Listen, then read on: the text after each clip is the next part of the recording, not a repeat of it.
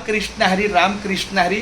आज आमचं सौभाग्य आहे की आमचे हे संत सेवक संतोष खालापूरकर यांचं काही कामासाठी आमच्याकडे येणं झालं. आता मी नामाचा बाजार या दुकानात आहे. दिंडीच्या कामासाठी काही सिलेंडरची एक व्यवस्था बाकी होती.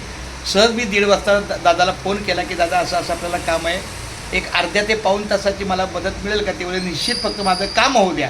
तर त्या दृष्टीनं त्यांना थोडा विलंब झाला कामाला, पण कसं का होईना पण आपलं आलो. आता दुसऱ्या 2 मिनिटात निघतो आहे. आमचं दादाचं हार्दिक आपल्या या नामाच्या बाजारात स्वागत आहे. या नामाच्या बाजाराचा मी 30 सेकंदात सांगतो. हे फक्त नामस्मरणासाठी विकत घेतलेलं दुकान आहे.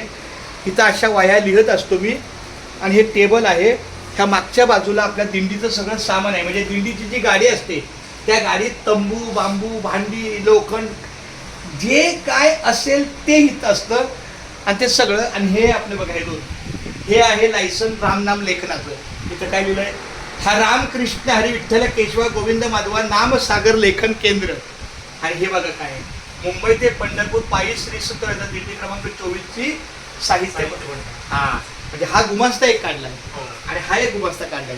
विशेष काही गरज नाही पण तरी काढून ठेवलाय का हा गुमास्ता इथल्या साहित्यासाठी आणि हा गुमास्ता मी माझ्या लेखनासाठी. अशा पद्धतीनं आपलं चाललंय. खूप धन्यवाद माऊली. रामकृष्ण हरी रामकृष्ण. आज खऱ्या अर्थानं मला समाधान वाटतं. आपल्या मुंबई ते पंढरपूर दिंडीसाठी आमचे संतोष खालापूरकर आणि त्यांचे सोबत दिलीप देशमुख यांनी गेल्या 18 वर्षापासून 2009 सालापासून माझ्या माहितीप्रमाणे 2009 किंवा 8 असेल त्या वर्षी त्यांनी मला आपल्या दिंडीला अन्नभोजनाचा लाभ दिला. कारण खूप खडतर तेव्हा प्रवास होता आणि त्यांनी स्वतःहून सांगितलं ही दिंडी मुंबईवरून आलेली आहे आणि आम्ही आपल्या दिंडीसाठी काहीतरी सहकार्य करणार. म्हटलं आम्हाला इथंच थोडा त्रास होतो. सगळी भांडी धुवून आल्यानंतर आम्हाला थकवा येतो, पण पुन्हा इथं भाकऱ्या करणं वगैरे जागण्या गोष्टी.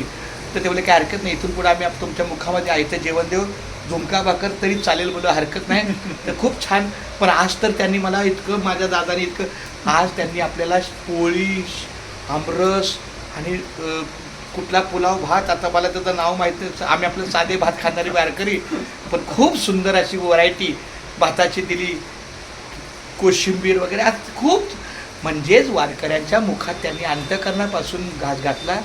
मी पांडुरंगाच्या चरणी प्रार्थना करतो की अशा सेवाभावी व्यक्तीला त्यांना निरोगी आरोग्य लाभो, त्यांच्या व्यवसायाला त्यांना यश मिळो, त्यांच्या कर्तृत्वामध्ये त्यांना अधिक चांगली संधी मिळो, पुढच्या आयुष्याचं किन गाठण्यासाठी त्यांचं कौटुंबिक सुख लाभो, त्यांच्या मुलाबाळांचं शिक्षण हो आणि अशीच वारकऱ्यांची सेवा त्यांच्या हातून घडावी अशी मी पांडुरंगाच्या चरणी प्रार्थना करतो. रामकृष्ण. रामकृष्ण.